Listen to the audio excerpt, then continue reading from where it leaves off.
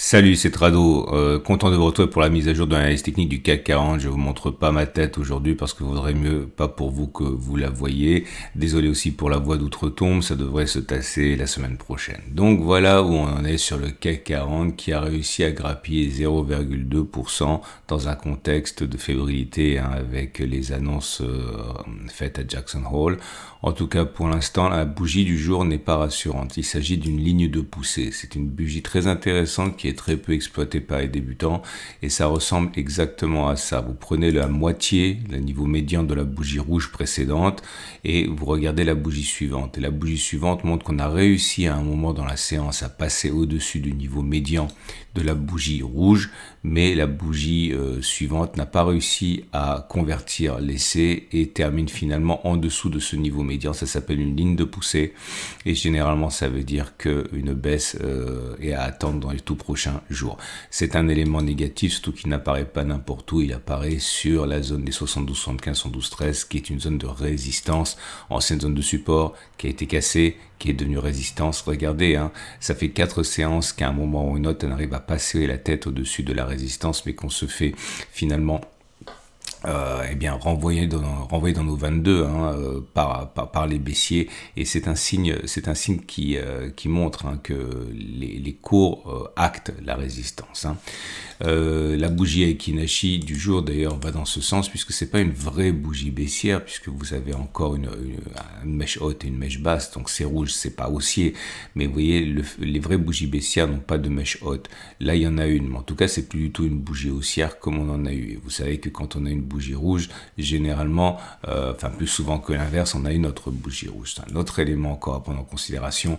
Et pour terminer, je ne peux m'empêcher de vous montrer le Thrill and Break qui, malgré le rebond auquel on a assisté la semaine dernière, reste sur un régime de bougie baissière, autrement dit compatible avec un simple rebond technique. Vous l'aurez compris, je ne suis pas forcément extrêmement rassuré par rapport à la suite des événements la semaine prochaine.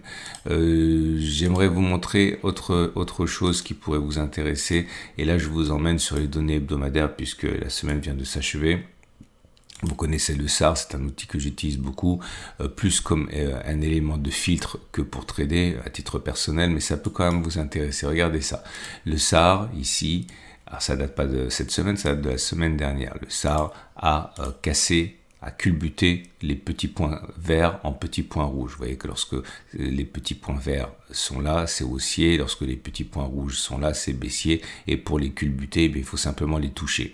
Et là, vous voyez, la semaine précédente, on a culbuté les petits points rouges. Mais à aucun moment, on a pour l'instant été plus bas. Et justement, c'est ce que je veux voir avec vous. Regardez ce qui s'est passé précédemment. Et je vais vous montrer un exemple qui a bien fonctionné. Qui est évident, après on les reverra tous. Voilà, ici c'est parfait. Alors, attendez, je cherche un exemple facile. Voilà, là c'est facile. Vous voyez, il y a 2 pouces verts, c'est-à-dire qu'il y a un double succès. Pourquoi? Parce qu'une fois qu'on a culbuté le SAR, qui est devenu de vert à rouge, c'était sur cette bougie, la clôture s'est faite là, et les plus bas ont été là. Et j'ai mis un petit pouce vert pour dire que par rapport au plus bas, on est allé plus bas par la suite, et un deuxième pouce vert pour dire que par rapport à la clôture, on a clôturé plus bas par la suite, et tout ça avant d'aller déclencher le SAR à la hausse, ce qui s'est produit ici. Et là, vous avez 2 pouces rouges. Pourquoi? Parce qu'une fois que le SAR a été culbuté sur cette bougie, on n'a ni été plus bas, ni clôturé plus bas, avant que de culbuter le SAR à la hausse à nouveau. Donc c'était un échec. Je reviens au début et j'ai fait les choses 40 fois parce que c'était rapide à faire et que c'est intéressant d'augmenter l'échantillon. Et je vous montre ce qui s'est passé. Attendez, je vais me cadrer. Voilà. Donc voilà ce qui s'est passé pour le SAR. Je fais défiler. Et comme c'était facile, je l'ai dit, je l'ai fait 40 fois, ce qui nous amène...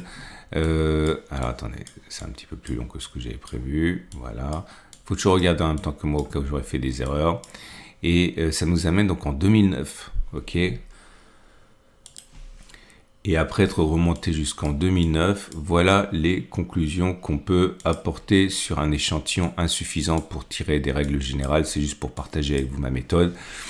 puisqu'on a cassé le SAR sur la bougie précédente, est-ce que l'on a raison de parier sur le fait que l'on ira plus bas que 7086 à un moment ou à un autre avant que de toucher le SAR? La réponse est oui, ça s'est passé comme ça 32 fois, ça a échoué 8 fois, autrement dit dans 80% des cas.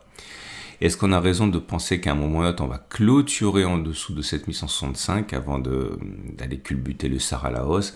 Alors c'est moins flagrant, mais c'est quand même indéniable. 60% des cas, ça a fonctionné comme ça 24 fois. Bref, ce que je suis en train de vous dire, c'est que c'est complètement compatible avec l'idée qu'on aurait une nouvelle attaque baissière qui nous amènerait non seulement à aller plus bas que 7090 à un moment ou un autre, mais même clôturer plus bas que 7147, ok? Donc tout semble effectivement militer dans le même sens. Alors attention, ça, c'est pas tradable à tout de suite, puisqu'il faut encore savoir où vous prenez vos profits, où vous mettez votre stop loss, mais en tant que filtre, et moi je travaille beaucoup avec des filtres, c'est assez intéressant pour saisir ensuite les signaux, les vrais signaux baissiers que vous pouvez construire et transformer en plan de trade. Bref, vous l'aurez compris, ça, c'est complètement envisageable. Ok. Ensuite, vous avez les autres éléments, mais il n'y a rien de neuf, donc j'essaie vraiment de réduire au maximum le format en ne vous donnant que les choses qui changent la donne et pas les choses qui ne changent pas la donne, parce que désolé, je digresse, mais il faut que mes vidéos soient vues par les débutants pour éviter qu'ils tombent entre les pattes des margoulins, et voilà, les gens n'ont pas 15, 16, 17 minutes à passer, donc j'essaie vraiment de réduire ça. J'en profite d'ailleurs pour vous remercier infiniment pour l'accueil que vous avez réservé à ma précédente vidéo où c'était pas vraiment un coup de gueule, mais j'étais vraiment énervé après les influenceurs qui sont pas forcément honnêtes dans le milieu du trading, et encore une fois les commentaires que vous avez mis m'ont vraiment fait extrêmement plaisir. Donc on va passer au trade du jour. Alors, votre rendez-vous avec IG. IG, bien plus que du trading, une équipe d'experts à vos côtés. Si vous êtes acheteur, si vous êtes haussier, vous pouvez, à mon avis, si vous avez tenu compte de ce que je viens de raconter, vous n'achetez pas maintenant. Statistiquement, vous attendez éventuellement que l'on aille chercher la zone des 71,50, 70,50 dans la partie basse avant de parier sur un rebond technique. Donc, par exemple, comme ça, vous visez un retour sur les plus hauts, vous mettez un stop de protection très large, vous avez un ratio gain-risque très important, très intéressant, 1,3. Ok. Maintenant, si vous êtes baissier, c'est compliqué maintenant. Il faudrait peut-être attendre un petit rebond technique, et peut-être qu'il y en aura un, avant de parier sur un retour de la baisse. Donc, imaginons que l'on rebondisse un petit peu, que vous spéculiez à la baisse, avec un objectif de retour sur les plus bas et un stop de protection au-dessus du précédent sommet. Ça fait un ratio gain-risque très intéressant, 1,6 également. Bon, je vous laisse gérer ça. En tout cas, désolé encore pour ce format un peu particulier, mais franchement, vous voulez pas voir ma tête. Et je vous donne rendez-vous pour toutes les vidéos habituelles, à savoir préparer votre retraite avec des ETF, diversifier votre risque avec de l'or, préparation de la semaine de trading demain matin, investir en Bitcoin, 5% de votre patrimoine, de votre portefeuille, bref, tous les formats que vous me faites l'honneur de regarder, ça arrive, c'est tout de suite ou c'est déjà publié. À demain pour la mise à jour.